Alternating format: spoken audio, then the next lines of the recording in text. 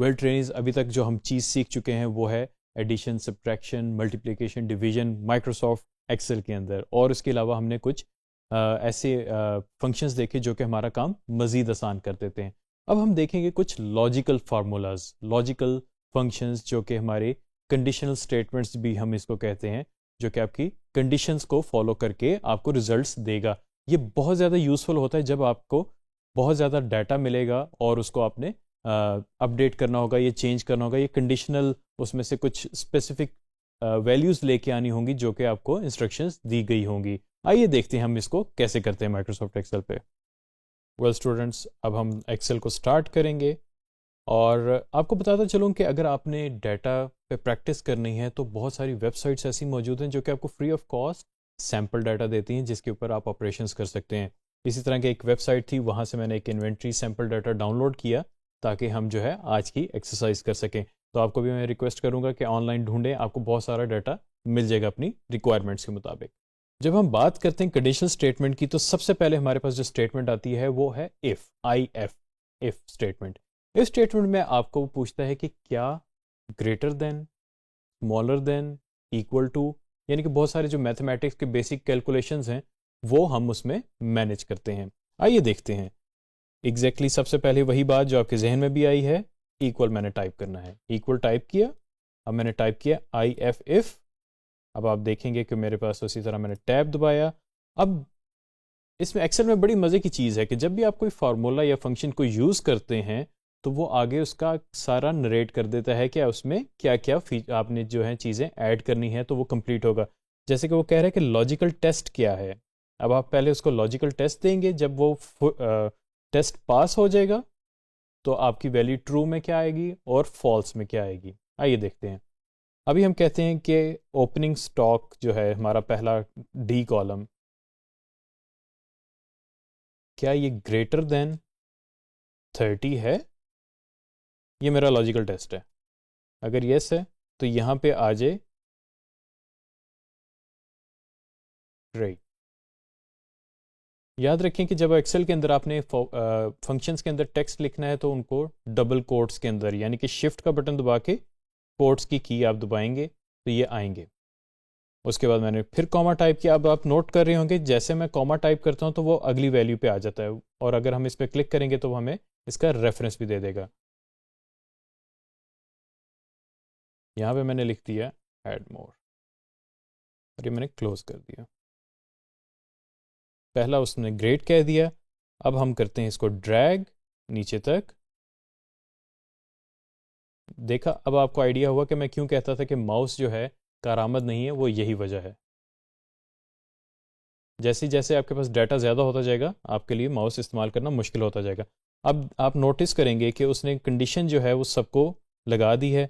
अब वो जहाँ पे 30 से कम है लैपटॉप प्रोडक्ट, जो अगर 30 से कम है तो वहाँ पे वो कहेगा ऐड मोर, अगर उससे ज़्यादा है तो उसने कह दिया ग्रेट। ये होता है आपका बेसिक कंडीशनल स्टेटमेंट इफ़ की, जहाँ पे आप कंडीशंस बताते हैं। वेल ट्रेनिंग अभी तो हमने जो है फॉर्मूला लगाया ग्रेटर देन का, अब हम आते हैं लेस देन का, और ये शिफ्ट की के साथ आपके जो है ग्रेटर देन और लेस देन के सिंबल्स मौजूद हैं, आप वहाँ से उनको यूज़ कर सकते हैं। अब हम इसको करते हैं मॉडिफाई। मैंने दबाया F2 का बटन, F2 का बटन दबाऊंगा तो मैं यहाँ पे फॉर्मूला को मॉडिफाई कर सकता हूँ। अब यहाँ पे हम कर देते हैं इसका साइन चेंज, हम डाल देते हैं लेस देन वाला। अब देखते हैं क्या है। आइडियली अब जो पहले ग्रेड था उसको ऐड मोर आना चाहिए, एंटर किया, एग्जैक्टली वैसे ही हो गया। अब इसमें ये हो गया क्योंकि वो रिवर्स हो गया है, तो अब अगर मैं इसको ड्रैग भी कर देता हूँ एंड तक तो सारे आंसर मेरे चेंज हो जाएंगे, यानी कि मेरी कंडीशन रिवर्स हो गई है। तो रिवर्स होने की वजह से अब उसने सारे जो कंडीशन जो हमारे ट्रू और फॉल्स की स्टेटमेंट्स थी उनको रिवर्स कर दिया। अब हम आते हैं नेस्टेड इफ की जानिब, यानी कि हम दो इफ्स को इकट्ठा यूज़ करें। नेस्टेड इफ का मतलब है कि आपकी दो इफ स्टेटमेंट्स या कंडीशन स्टेटमेंट्स इकट्ठी इस्तेमाल की जा रही हैं। इसको एग्जांपल हम देख लेते हैं। हम वही इफ से शुरू करते हैं। If stock is greater than 30, opening stock is greater than 30, यानी कि मैं कॉलम सेल नहीं बोल रहा, मैं जो हेडिंग्स लिखी है मैं उनका नाम बोलूँगा ताकि आप जो है ज़्यादा बेहतर से समझ सकें। उसके बाद अब यहाँ पे जैसे हम पहले कॉमा लगा रहे थे, अब मैंने कॉमा के बाद क्या किया, दोबारा से इफ़ टाइप कर दिया। अब आप इस ये कॉन्सेप्ट होता है नेस्टेड का, यानी कि मेन इफ़ उसके अंदर एक और इफ़, और फिर इस तरह ये हम चल से चल कर सकते हैं। फिर मैंने टैब का बटन दबाया। अब मेरा लॉजिकल टेस्ट क्या है, मैं कहता हूँ कि अगर उसकी number of unit sold is greater than equal to 10, यहाँ पे मैं कंडीशन कर देता हूँ, sale is good, otherwise sale is bad. अब आप नोटिस करेंगे क्योंकि मेरे पास दो इफ्स थे, तो इसका मतलब है कि जो मेरी ब्रैकेट क्लोजिंग होंगी वो भी उतनी ही होंगी जितनी ओपनिंग ब्रैकेट्स हैं। अगर मैं इसको सिंगल ब्रैकेट के साथ क्लोज करने की कोशिश करूंगा मुझे एरर आ जाएगा। और ये देखें वो कह रहा है we have found a typo, would you like to correct it, और उसने मुझे करेक्ट फार्मूला बता दिया, उसने डबल ब्रैकेट्स के साथ बता दिए, जो कि मैं आपको ऑलरेडी बता चुका हूँ। तो अगर आप एक्सेप्ट कर लेंगे, हो सकता है अगर पुराना वर्जन हो तो उसके अंदर आपको ये चीज़ ना नज़र आए, लेकिन एक्चुअली ये इसको आपने ब्रैकेट क्लोजिंग ब्रैकेट्स आपकी सेम होनी चाहिए ओपनिंग ब्रैकेट के हिसाब से। यस कर दें। उसने कह दिया जी सेल इज़ गुड। इसी तरह अब इसको हम नीचे तक ले जाते हैं। अब आप नोटिस करेंगे यहाँ पे तीन चीज़ें आई हैं, sell is good, sell is bad और फॉल्स। अब फॉल्स क्यों आया? फॉल्स इसलिए आया क्योंकि आपकी कोई भी कंडीशन फुलफिल नहीं हो रही थी। यानी कि जो हमने इसमें दो कंडीशंस लगाई थी, कंडीशन 1 थी कि अगर हमारी ओपनिंग स्टॉक जो है वो ग्रेटर देन 30 है और उसके जो यूनिट सोल्ड हैं वो ग्रेटर देन 10 है, तो sell is good, otherwise bad. लेकिन अगर कुछ भी नहीं आ रहा तो इसका मतलब है कि वो फॉल्स है, यानी कि वो आपकी इनिशियल स्टेटमेंट ही फुलफिल नहीं हुई।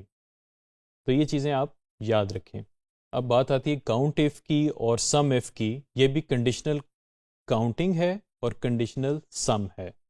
अब हम चेक करते हैं काउंट इफ़ को हम कैसे यूटिलाइज कर सकते हैं। इसमें हमारा बड़ा सिंपल सा तरीका है, इक्वल से स्टार्ट किया, काउंट इफ़ टाइप किया या सिलेक्ट कर लिया अपनी ज़रूरत के मुताबिक, और अब वो पूछ रहा है आपकी रेंज क्या है। रेंज मैंने दे दी ये, और मैंने इसमें क्राइटेरिया कर दिया ग्रेट। यानी कि जो टेक्स्ट था मेरे पास लिखा हुआ आपका, क्योंकि आपको यहाँ पे स्क्रीन पे शायद फार्मूला नहीं नज़र आ रहा, तो आपसे मैं कहूँगा इस जगह पे फोकस करें, यहाँ पे आपको फार्मूला पता चल जाएगा क्या लिख रहा हूँ मैं। ग्रेट, उसी तरह कोट्स के अंदर लिखें और ब्रैकेट क्लोज करें और एंटर कर दें।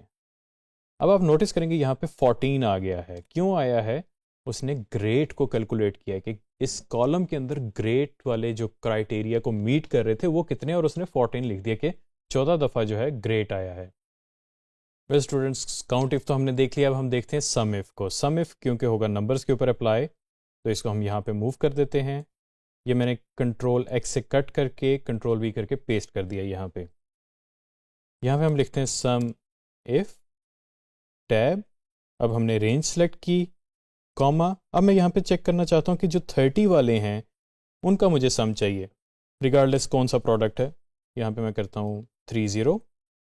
अब मुझे कोट्स नहीं मेंशन करने क्योंकि नंबर है, नंबर के लिए आपको कोट्स नहीं डालने पड़ते। अगर आप टेक्स्ट को फिल्टर करना चाह रहे हैं तब आपको कोटेशन मार्क्स चाहिए होते हैं यहाँ पे। उसके बाद मैंने कॉमा डाला और यहाँ पे मैं लिख देता हूँ सम रेंज, यानी कि मुझे अब दोबारा उस रेंज को सिलेक्ट करना है कि मैंने कहाँ से मुझे वो रेंज चाहिए। और ये मैंने ब्रैकेट क्लोज की और एंटर कर दिया। अब उसने क्या किया, जितने भी 30 इस कॉलम के अंदर मौजूद थे उन सबको ऐड करके मुझे बता दिया कि जी 240 रिजल्ट आ रहा है मेरा। तो ये थे हमारे कुछ बेसिक फार्मूला जिसको हमने देख के आइडिया लगाया कि हम कंडीशनली किस तरह कैलकुलेशन कर सकते हैं। कंपैरिजन के लिए मैं आपको सम का भी फार्मूला दिखाना चाहूँगा कि सम कैसे फंक्शन करता है। सम को मैंने टाइप किया और मैंने रेंज सेलेक्ट कर दी और मैंने एंटर कर दिया। अब आप नोटिस करेंगे कि दोनों का डिफरेंस क्या आ रहा है।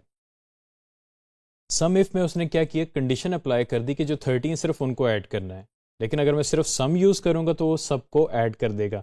तो ये होते हैं हमें कंडीशनल इफ़ का फ़ायदे कि हम वो डाटा ले सकते हैं जिसकी हमें एग्जैक्टली ज़रूरत है। वेल ट्रेनिज, आज हमने देखा कि कंडीशनल स्टेटमेंट यूज़ करके हम अपनी एफिशिएंसी कितनी ज़्यादा बढ़ा लेते हैं माइक्रोसॉफ्ट एक्सेल के अंदर। इसमें हमें बहुत ज़्यादा फ़ायदा होता है, हमारी जो मेजर बड़ी कैलकुलेशंस होती हैं वो बहुत ही आसान और छोटी हो जाती हैं। तो इसको प्रैक्टिस करते रहें। और इफ़ के अंदर ज़रूरी नहीं कि इफ़ ही यूज़ करें, और भी फंक्शंस आप ट्राई कर सकते हैं। और मुझे ज़रूर बताइएगा कि आपने कोई नई स्टेटमेंट इस तरह इफ़ के साथ बनाई हो। Thank you very much.